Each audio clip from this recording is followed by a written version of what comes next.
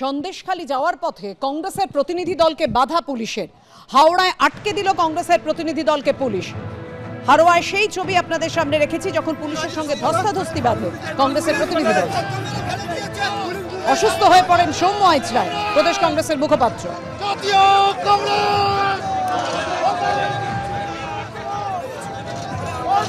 কথা বলবো, আমাদের সঙ্গে রয়েছেন আমাদের প্রতিনিধি সুদীপ্ত আচার্য। সুদীপ্ত, ঠিক কি পরিস্থিতি তৈরি হয় সেই সময়?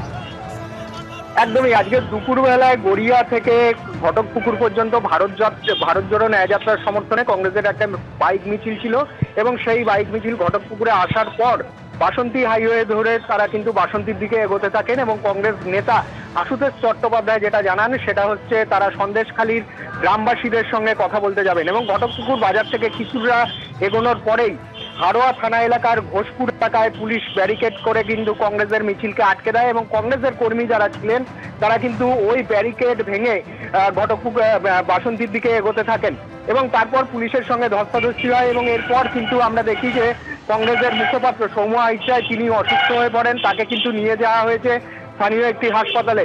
এবং কংগ্রেস যেটা অভিযোগ করছেন, পুলিশ কিন্তু বাসন্তীর অনেক আগেই কিন্তু তাদের আটকে দিয়েছে, এবং পুলিশ আধিকারিক যারা ছিলেন তারা কিন্তু নির্দিষ্ট কারণ দেখাতে পারেননি। পরবর্তী সময় কংগ্রেস নেতৃত্ব যারা ছিল তারা কিন্তু বলেন যে তারা যারা কংগ্রেস কর্মী সমর্থক সকলকে নিয়ে যাবেন না, 3 জন বা 4 জনকে নিয়ে যাবেন, তা সত্ত্বেও কিন্তু তাদের যেতে দেওয়া হয়নি। কংগ্রেস নেতৃত্ব তারপরে ফিরে আসেন, কিন্তু তারা যেটা বলেছেন যে একদম ধন্যবাদ। 2 ঘন্টা পার, এখনো লুকিয়ে আছেন অজিত মাইতি। পুলিশের কি পদক্ষেপ? গ্রামবাসীরা অজিত মাইতির গ্রেফতারের দাবিতে সরব। আমাদের সঙ্গে রয়েছেন আমাদের 2 প্রতিনিধি অনির্বাণ বিশ্বাস, এবং আমাদের সঙ্গে রয়েছেন আমাদের প্রতিনিধি ময়ূক ঠাকুর চক্রবর্তী। ময়ূক, গ্রামবাসীরা তো অজিত মাইতিকে যতক্ষণ অবধি গ্রেফতার করা হবে ততক্ষণ অবধি তারা সরবেন না, অবস্থান বদল করবেন না। কি পদক্ষেপ পুলিশের? দেখো, কিছুক্ষণ আগে পর্যন্ত পুলিশ আধিকারিকরা আমরা দেখাচ্ছিলাম যে সিনিয়র অফিসার বসিরহাট পুলিশ জেলার এসপি ছিলেন, আইজি র্যাঙ্কের একজন অফিসার ছিলেন, ডিআইজি বারাসাত রেঞ্জ ছিলেন, এসডিপিওরা ছিলেন, 3-4টে থানার আইসিরা ছিলেন।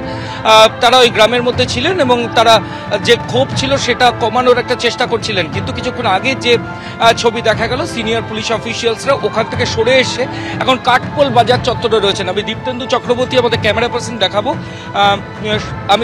আমরা দেখাবো 3 জন পুলিশের senior officer, DIG Barasat range, সঙ্গে আইজি ট্রাফিক রয়েছেন সুকেশ জৈন, এবং বসিরহাট পুলিশ জেলার পুলিশ সুপার।